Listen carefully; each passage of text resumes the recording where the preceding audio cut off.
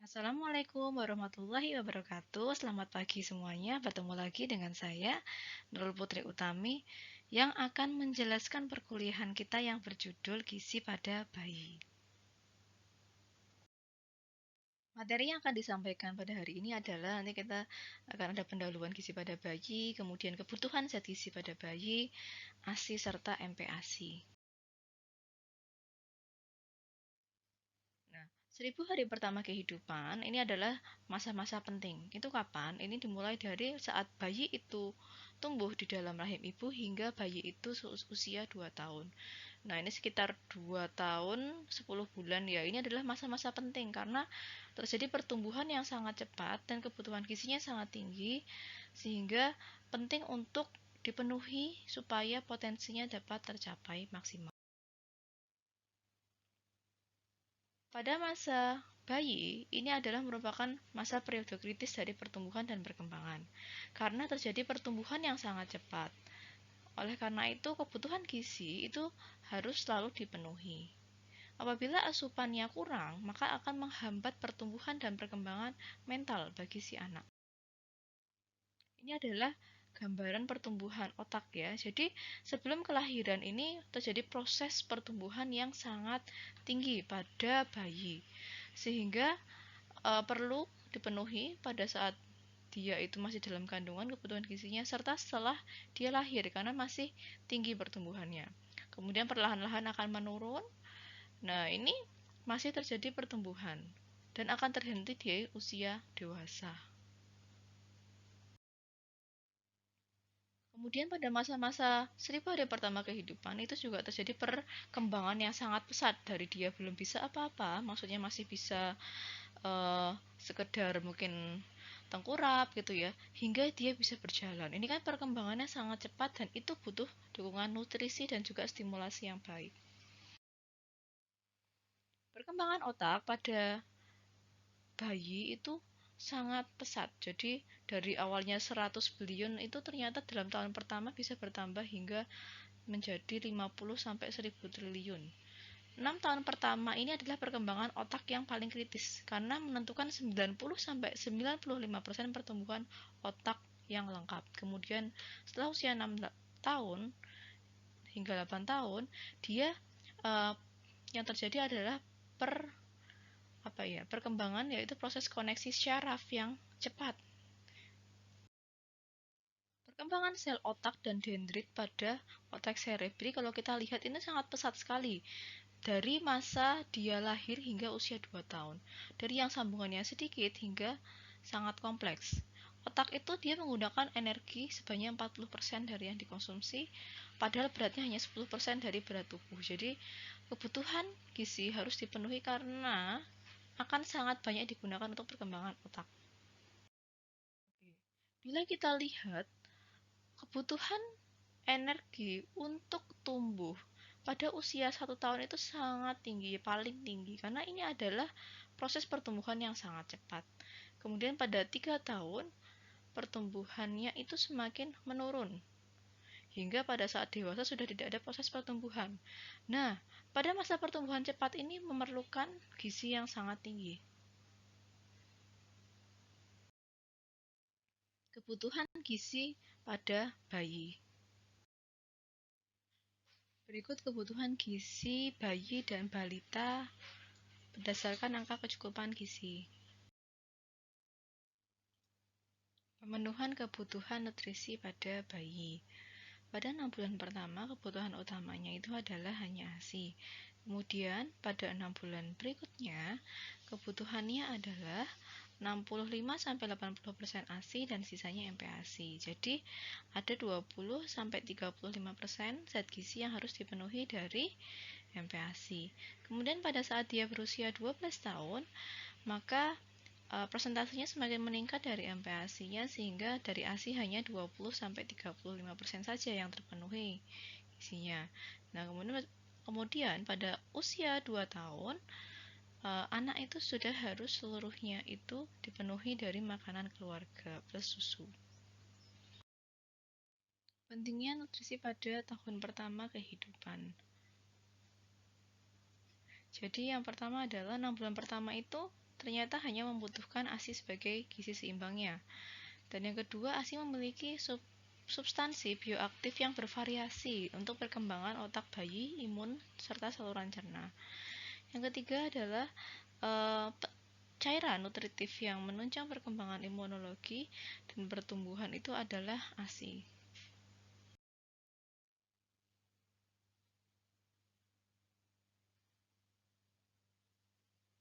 Usia 6 bulan itu membutuhkan makanan semi padat. Kemudian pada 2 tahun pertama kehidupan itu merupakan periode sangat penting untuk perkembangan otak. Menurunnya asupan gizi akan menurunkan pertumbuhan fisik dan juga mental, sehingga bila tidak maksimal maka akan terjadi masalah perkembangan motorik halus, motorik kasar, serta rendahnya IQ.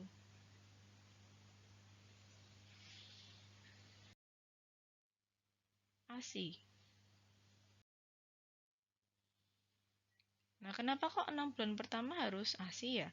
Karena memang ASI itu khusus untuk bayi, komposisinya juga bisa berubah sesuai kebutuhan dari si bayi. Kemudian dia juga mengandung faktor kekebalan tubuh dan juga ini merupakan makanan yang paling sempurna untuk memenuhi kebutuhan selama 6 bulan pertama. Nah, ternyata dari hasil penelitian, ASI bisa meningkatkan perkembangan sensori, kognitif, dan memberikan perlindungan pada bayi akan penyakit infeksi dan juga penyakit kronis pada masa nanti dia dewasa kelak. ASI disebut sebagai makanan yang paling sempurna karena mengandung zat gizi yang diperlukan bayi. Jadi kalau misalnya di awal kehidupan itu sangat tinggi kolostrum, kemudian kandungannya pun menyesuaikan sesuai dengan umur bayinya. Kemarin dia sempat bertanya ya tentang ASI dan susu formula. Memang di formula itu klaimnya banyak ya, mereka mengandung vitamin, mineral, DHA, ARA, dan lain-lain ya, terutama proteinnya tinggi. Tapi ternyata kalau dibandingkan dengan ASI itu jauh lebih kompleks isinya.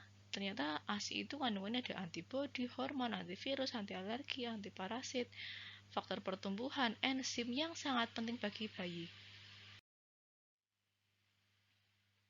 Nah, ini adalah proses keluarnya ASI ya, kemarin sudah dijelaskan sekilas. Nah, kemudian pada masa-masa ASI atau 6 bulan pertama itu memang kebutuhannya cukup dari ASI saja. Jadi sudah memenuhi kebutuhan 100% kebutuhan energi, gizi, dan lainnya. Tapi waktu dia sudah usia 6 tahun, mohon maaf, 6 bulan, ini ada perbedaan atau gap ya, energi gap yang harus dipenuhi. Dari mana? Ini harus didapat dari MPASI. MPASI atau makanan pendamping ASI. Pada anak yang sudah memasuki usia 6 bulan, maka perlu diberikan MPASI.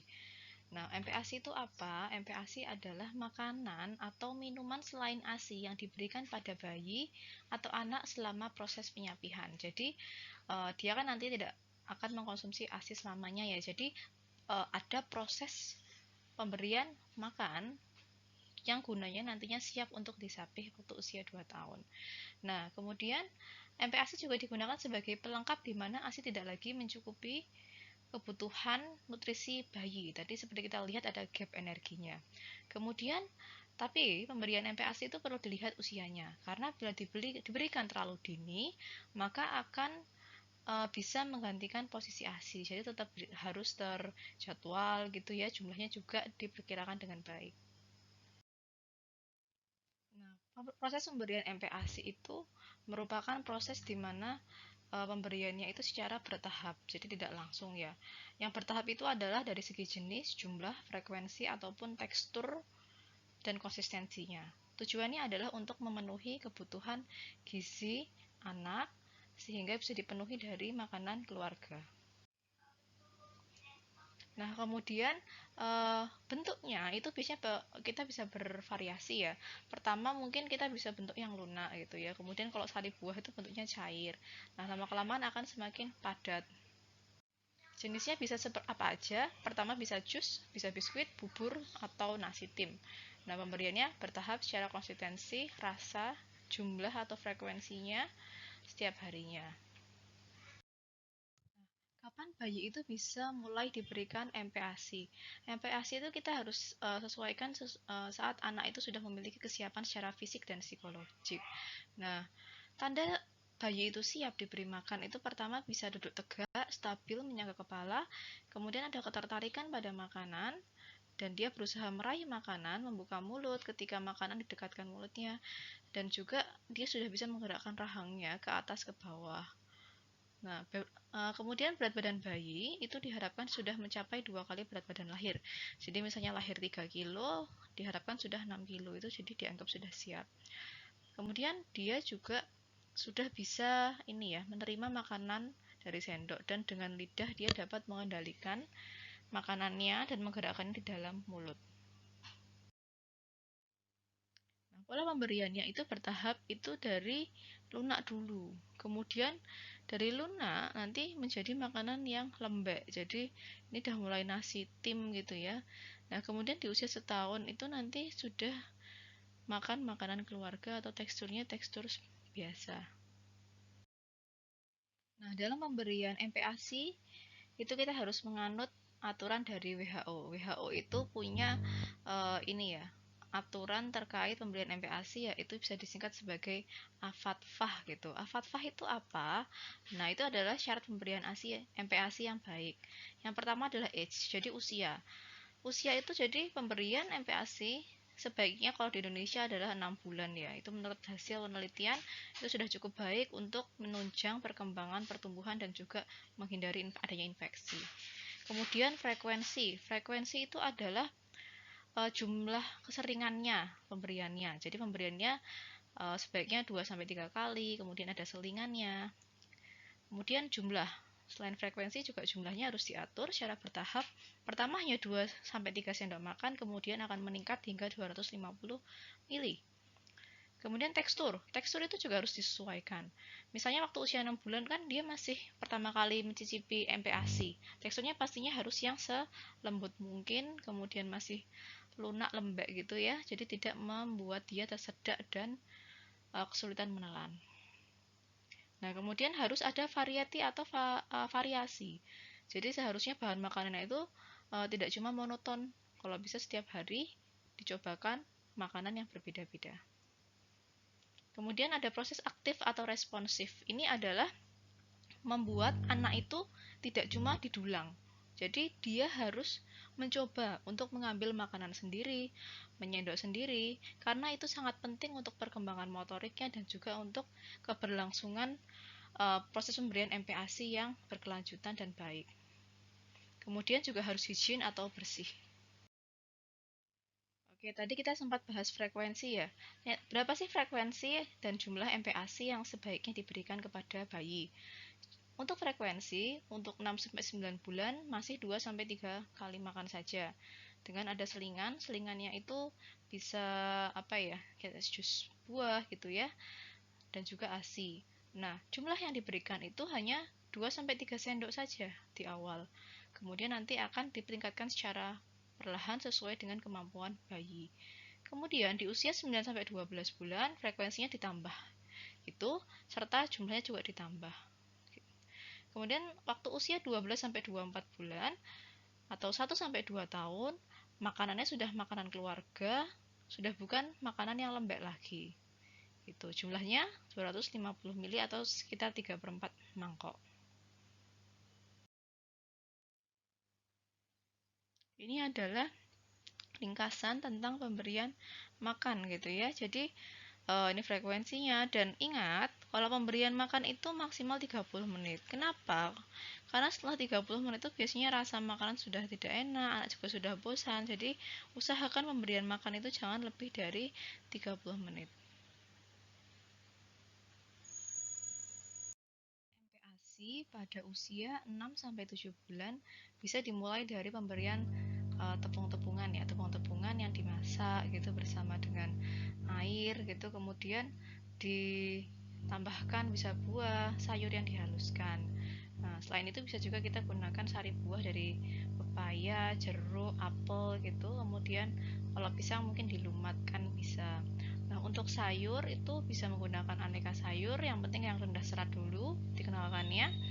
Kemudian Untuk tepung, sari buah, dan sayur sebaiknya dicampur dengan ASI gitu ya, supaya teksturnya tidak terlalu padat gitu. Cara menyiapkan sayuran untuk makanan lumat usia 6-7 bulan. Jadi untuk sayuran bisa direbus dulu dalam suhu air mendidih, kemudian nanti ditutup rapat sampai 5 menit ya, dimasak agak lama, kemudian baru di blender. Frekuensinya bertahap ya, diberikannya 1 kali hingga 2-3 kali sehari. Kemudian untuk buah itu juga diatur. Porsinya sama ya, 2 SDM sesuai sendok makan untuk 2 kali per hari sebagai selingannya.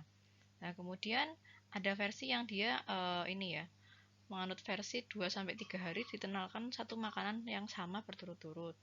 Tapi bisa juga kita variasikan ya, tergantung si bayinya gitu. Biasanya kalau misalkan 6-7 bulan itu kita juga harus mulai tingkatkan kentalannya. Jadi awalnya mungkin kental agak cair gitu ya, supaya tidak membuat bayi tersedak. Tapi kita harus secara bertahap gitu, supaya kekentalannya semakin meningkat. Karena kalau semakin meningkat kekentalannya, artinya kalorinya semakin tinggi. Kekentalan itu meningkat dengan cara jumlah cairannya diturunkan sehingga tidak begitu cair MPASI-nya. Pada saat usia 8-9 bulan, konsistensi makanan sudah mulai ditingkatkan.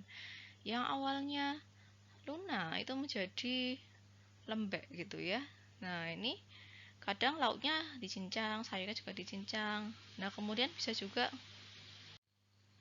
langsung dikenalkan dengan namanya finger food gitu. Jadi diberikan makanan yang bisa digenggam untuk dikonsumsi. Oke, tadi teman-teman mendengar istilah finger food ya. Finger food itu apa? Finger food itu adalah merupakan makanan camilan yang bentuknya itu bisa dipegang bayi. Biasanya mulai dikenalkan saat usia 7 atau 8 bulan. Nah, ini bayi itu nantinya akan belajar memegang makanan sendiri dan juga mengunyah. Umumnya biasanya sudah mulai tumbuh gigi juga usia-usia segini. Kemudian pemberiannya perlu diperhatikan karena harus didampingi orang tua. Nah, kenapa? Karena pada masa-masa ini akan ada resiko dia itu tersedak. Kadang finger food itu bisa cuel atau patah ya, dan itu berbahaya bagi bayi. Kemudian pada usia 8-9 bulan, ini kita bisa berikan finger food tadi yang sudah diajarkan ya. Kemudian kalau bisa makanan yang jadi finger food itu jangan yang beresiko menyebabkan anak itu tersedak. Kemudian kalau bisa juga yang melatih pertumbuhan gigi geligi seperti biskuit, bengkoang, apel. Nah, ini biasanya ada banyak produk-produk komersial ya yang mengenalkan finger food pada anak gitu.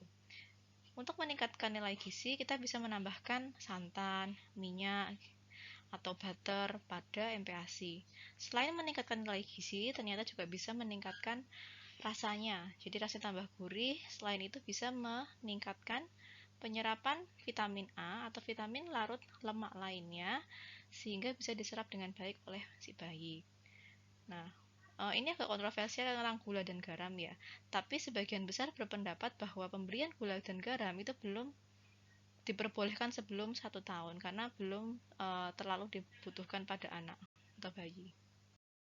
Berikut adalah saran jumlah sajian makanan per hari pada bayi. Jadi bayi dan anak nih ya. Jadi kalau misalkan pada usia 7-12 bulan atau 6-12 bulan itu masih sekitar 1-2 penukar, buah setengah porsi, sayuran setengah porsi, daging setengah porsi.